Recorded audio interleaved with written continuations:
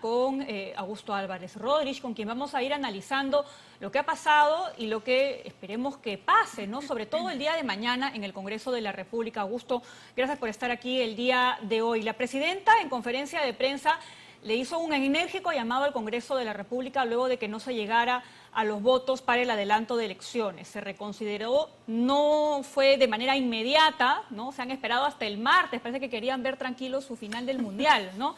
Pero, ¿qué expectativas tienes tú de lo que vaya a ocurrir mañana en el Congreso de la República? Pamela, Claudia, muy buenos días. Buen día. Pues con todo lo que hemos visto hasta ahora, tengo la verdad que pocas expectativas, porque es un Congreso que uno le ve una vocación suicida de querer aferrarse a ver cómo alargan lo más posible a costa de todo lo que está ocurriendo en el país y no dándose cuenta que ellos tienen un papel importante en este momento, que como dijo la presidenta Boluarte ayer en la entrevista que ofreció con ustedes, pues la bola está en la cancha del Congreso. El Congreso debe actuar. Parece que no, pero siento que la presión ciudadana va a ser cada vez mayor para que el Congreso se mueva a pesar de que no es lo que quiere. Ahora, ¿cuál sería el gesto, ¿no? Evaluando un poco lo que la presidenta ha hecho en los últimos días, en estas últimas entrevistas, en esta conferencia de prensa. ¿Qué es lo que debería pasar si tenemos claro que el Congreso no se quiere ir? Pues va a tenerse que ir. Siento que es como sacarle algo a un niñito que no quiere soltar el juguete que tiene, pero va a tener que ocurrir, y lo que está ocurriendo es que este remanso que hemos visto dentro de toda la turbulencia que ha tenido tantas muertes lamentables en la última semana, que hemos visto el remanso del sábado y domingo, yo siento que se puede reactivar y ojalá que eso no ocurra, pero creo que eso es lo que va a suceder y que va a presionar mucho al Congreso para que actúe. Y acá la verdad que es una vocación que no tiene color ideológico. De izquierda, derecha y centro hay todavía mucha gente en este Congreso que no quiere moverse. Parece que hay situaciones que son controversiales y, como suele decir Claudia, no negociables, ¿no? Porque algunos grupos piden que junto con el adelanto de elecciones haya reelección de congresistas, haya bicameralidad. Otros grupos, principalmente los de izquierda, ¿no?, quieren que se incluya la pregunta por la Asamblea Constituyente. Y ahí están las trabas. Sin duda, yo siento que a estas alturas es poco lo que se pueda hacer, porque ¿saben qué cosa? Lo que siento es que cualquier proyecto que le propongas a este Congreso va a salir mal, va a salir pervertido, va a salir enredado. Miren que el tema de la reelección de los parlamentarios es un buen sistema. Eso fue una medida muy artera que Martín Vizcarra metió para congraciarse con la opinión pública y que va a costar salir de eso. Pero creo que lo que se ha generado es que va a ser difícil que se pueda avanzar, por ejemplo, hacia que se permita la reelección, o por ejemplo, a que haya un Senado, que tengamos dos cámaras, porque tal como ha venido el comportamiento del Congreso, la opinión pública lo va a ver como más prebendas, más congresistas, más gente, y el desprestigio que tiene el Congreso es mayor al que tenía Pedro Castillo, lo cual es bastante decir. Ayer, en una de estas entrevistas que da la presidenta, lanza una declaración que ahora mismo es no solo criticada por muchos, sino que para muchos confirmaría que estamos frente a un gobierno militarizado. Ella hablaba un poco de la justicia militar y de lo que ella fue consultada por las muertes y cómo Fiscalía iba a investigar precisamente cada una de ellas, y apeló a la justicia militar. ¿Cuál es tu lectura de esto, Augusto? Es un error. Esos son temas que ¿Por se deben ver. desconocimiento? Puede serlo, no lo sé, pero creo que es una presidenta que al menos lo que ha demostrado es capacidad de rectificación, porque lo único que ha hecho desde que juró el cargo es rectificarse e ir cambiando y moviéndose, lo cual puede ser algo que uno lo vea como una persona que no tiene muy clara lo que quiere hacer. Lo otro bueno es que se da cuenta que mete la pata y va corrigiendo. Pues claro que los temas de las muertes que han ocurrido deben verse en el fuero civil. Debe ser el Ministerio Público el que investigue y no la justicia militar, que está hecha para otras cosas. Así es, y de hecho ya hay sentencias del Poder Judicial que determinan que los delitos que pueden ser considerados de violación de derechos humanos se tienen que ver en el fuero común. Yo quería regresar... Ahí también, sí. Claudia, les quiero hacer notar algo que es relevante, que mañana está llegando al Perú la Corte Interamericana. una misión de la Comisión Interamericana de Derechos Humanos. que es legítimo que vengan por las cosas que están ocurriendo y ojalá que esta comisión tenga también la capacidad de entender lo que está pasando, porque en el otro extremo están las posiciones de algunos sectores de izquierda que van en contra de lo que hablan es una militarización, pero lo que ocurre es que hay que encontrar el punto medio Así entre es. una actuación de las fuerzas del orden que tienen que actuar, porque lo que no se puede tampoco tolerar es que estén ocurriendo ataques a Panamericana, como el que ustedes han A sufrido. instituciones públicas y privadas, toma de aeropuertos, bloqueo de carreteras.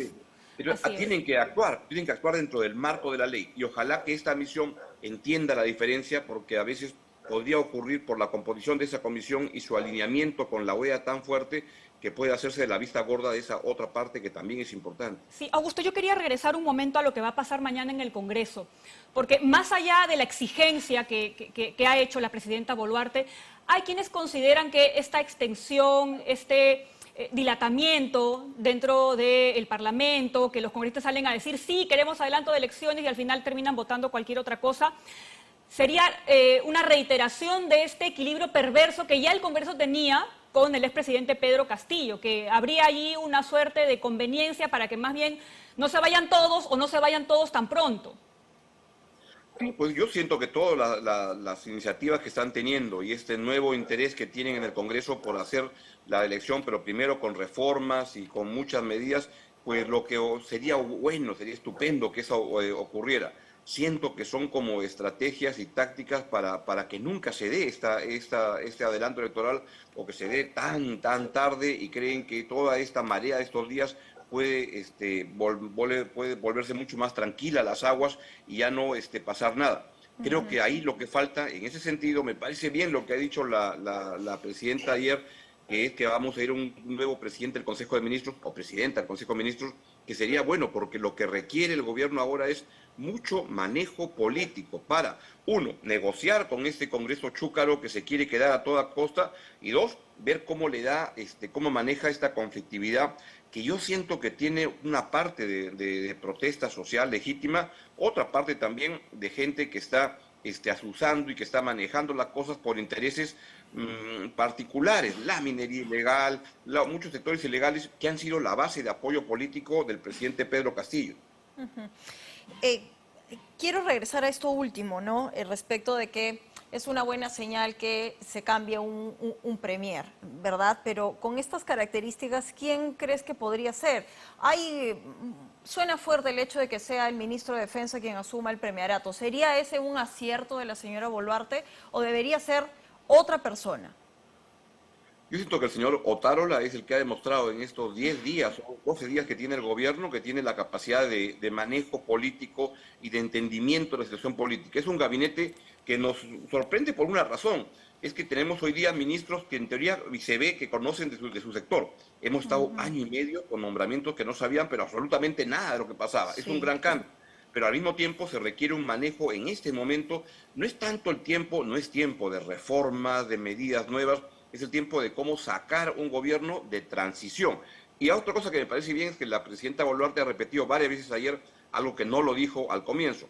Es un gobierno de transición, que es para irse cuanto antes y es cómo organizar la retirada para que sea lo más ordenada posible y en eso para eso se requiere más capacidad política en el gabinete. Entonces yo diría que no solo eso del señor Otárola, me parece que sería un premier estupendo, sino que lo acompañe más gente con esa capacidad política.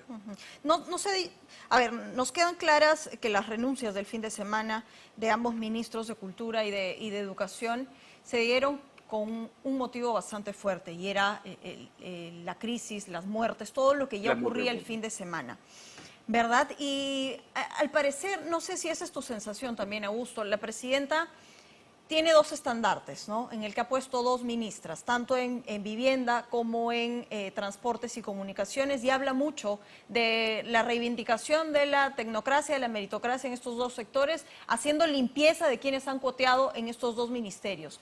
Pero Patty Correa sale de un ministerio también cuota de este partido, del que no se habla mucho, ¿no?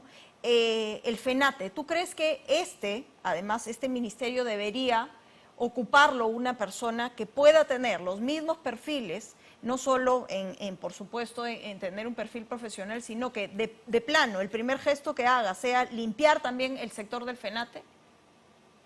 Claudia, lo que dices es bien importante. Lo que tienen es que limpiar varios ministerios, pero no solo el Ministerio de Educación. Por todos lados es un gobierno, el de Pedro Castillo, que fue dejando quintacolumnistas en muchos lados. Y ahí me estoy refiriendo a educación, como tú mencionas, sin la menor duda. Energía y minas, la Cancillería, donde hay Ahora, tanta lo gente comento porque eso respondiendo a esos podría costarle a la presidenta un sector con el que aún, al parecer, no se define y no decide, ¿no?, en los últimos días. Bueno, pero pelearse con el FENATE puede ser alistarse con el SUTE, que tampoco es poca cosa y que tiene que optar y que le podría ir, creo yo, mejor. Ahora, en busca de esta salida rápida y expedita, en donde la misma presidenta Boluarte se ha calificado a sí misma como un gobierno de transición, hay quienes intentan poner la renuncia sobre la mesa. ¿Esta es una opción? Porque dicen que así acelerarían y forzarían que el Congreso de la República constitucionalmente convoque elecciones inmediatas. Pues me parece que esa sería una medida extrema, pero que no se debe de descartar si es que se percibe que el Congreso no se quiere mover. Porque si el Congreso no quiere ir realmente a un adelanto electoral, como hasta ahora parece, lo que la renuncia de la señora Boluarte serviría para dos cosas. Uno, como un gesto importante, valeroso, de decirle al país, me voy para acelerar los cambios. Y en ese caso, constitucionalmente, lo que le corresponde es que asuma alguien del Congreso, Williams u otra persona que elijan, en un plazo que sería mucho más rápido, muy breve, y que se avance rápidamente en esa dirección. Por tanto, creo que es algo que no, la renuncia de la señora Boluarte Sí, no se debe pero hay un descartar. riesgo ahí, Augusto, ¿no? Que se agudice la crisis, ¿no? Tomando en cuenta que el señor Williams es un militar en retiro y con todo este tema que se viene cuestionando de la militarización del gobierno y de la presencia precisamente de las Fuerzas Armadas, hay quienes temerían que más bien sea un gobierno de ese sentido, en ese talante. Sí, pues ahí creo que el país lo que está pasando es que tiene que optar entre dos cosas. Hay un dicho francés que es muy interesante para estos casos.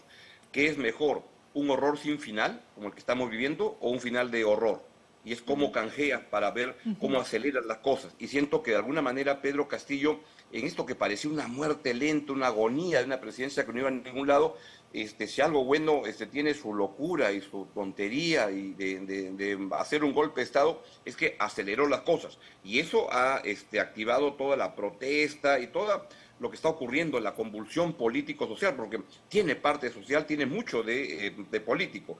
Entonces, dentro de lo complicado que es el momento, y sin dejar de reconocer y de apenarse por la muerte que están ocurriendo, creo que lo que Castillo nos metió es en un túnel en el cual ya parecería que lo más probable es que el Perú va a salir adelante, no tengamos la menor duda, hemos salido de peores cosas como que estas, pero antes de estar mejor, creo que todavía las cosas se van a poner un poco peor o un pocotón peor. Y en ese sentido, pues lo más probable es que tengamos un empeoramiento de las cosas y que, como decía, más se parezca a un final de horror que a un horror sin final en el cual estamos. Y en ese sentido, la renuncia de Boluarte podría eventualmente ser algo que acelere, especialmente si se da cuenta que no puede tener la capacidad de presionar democráticamente al Congreso para que se alinee con el adelanto electoral. Sí. ¿Cuánto le sirve, hablando de comunicación política, el hecho de que intente decir que ella hizo el máximo esfuerzo por hacer entrar en razón a Castillo, que se alejó del gobierno en los últimos meses, ¿no? Hay quienes, y la pregunta es por ese grupo de personas que sienten que ella es mucho más de lo mismo, que tuvo la oportunidad de salir a denunciar cosas seguramente desde el día 1 y aguantó hasta que ahora, bueno, sucedió presidencialmente. Pues miren, lo que pasa es que hay que ver, miren, yo veo que la señora Boluarte es una persona bien intencionada. Y que está queriendo sacar esto adelante. Tampoco le pidamos que sea una estadista que no parece haber estado preparado para eso. No es Michelle Bachelet, no es Margaret Thatcher, no lo es. Y entonces lo que está haciendo es que en el cargo está aprendiendo, montándose, y desde el primer día en que dijo en el Congreso, cuando juró el cargo y dijo este discurso que le hizo Manuel Rodríguez Cuadros, hasta el 2026, hermanitos, nos quedamos todos, hasta el día siguiente que iba cambiando, y ahora ya diciendo, nos vamos cuanto antes, es alguien que va aprendiendo en el cargo. Entonces, Lo que creo es que las rectificaciones son correctas, positivas, y hay que entenderlo que, como se decía en un momento de la selección peruana de fútbol, es lo que hay. Da la impresión, bueno, al menos es mi impresión, no sé si la compartirás tú, Augusto o Claudia, que más bien parece que la presidenta se va acomodando justamente para no incomodar justamente a aquellas personas que por allí consideran que la vacancia ha sido injusta, que el presidente Pedro Castillo sigue siendo presidente, que tiene que ser restituido, etcétera, etcétera. Como que no quiere chocar con ellos. Buen punto, y era la parte de tu pregunta que se me pasó responderte, porque lo que pasa es que creo que también está cambiando. Desde hace 3 días en que hablaba de pobre Pedrito, no sé qué ha pasado, etcétera, Sí. lo que tiene que darse cuenta la señora... Que lo va a ir a Bolaños, visitar, dice, ¿no? claro, es que es presidenta del Perú y que tiene que tener una posición rigurosa, tajante frente a un golpista, que es lo que ha sido el señor Pedro Castillo, que a pesar que esté siendo apapachado y avalado por los gobiernos incomprensiblemente del señor Petro en Colombia, de Andrés Manuel López Obrador en México, del argentino Fernández, a pesar de eso, tiene que marcar distancia con mucha rigurosidad y saber que su cargo la obliga a marcar una distancia muy fuerte, y se acabó que pobrecito Pedrito, que quién le habrá hablado, Pedrito es un golpista. Y eso es lo que tienen que saber dentro del Perú y lo que tienen que saber gente como Andrés Manuel López Obrador o el presidente colombiano, a quien hay que hacerles ver cuán equivocados están, pero no solo equivocados, cuán entrometidos están siendo con el Perú, y esto puede o debería llevar a decisiones de la Cancillería mucho más rigurosas, como por ejemplo declarar personas non gratas a sus embajadores y hacerles notar que al señor Andrés Manuel López Obrador que el Perú no es su rancho. Bien, Augusto, a estar atentos. Varias cosas importantes van a ocurrir mañana, tanto con el adelanto de elecciones como lo que podría ser la recomposición del gabinete. Gracias por estar aquí esta mañana con nosotros. Augusto Gracias, Álvarez Vane. Rodríguez, periodista y analista político.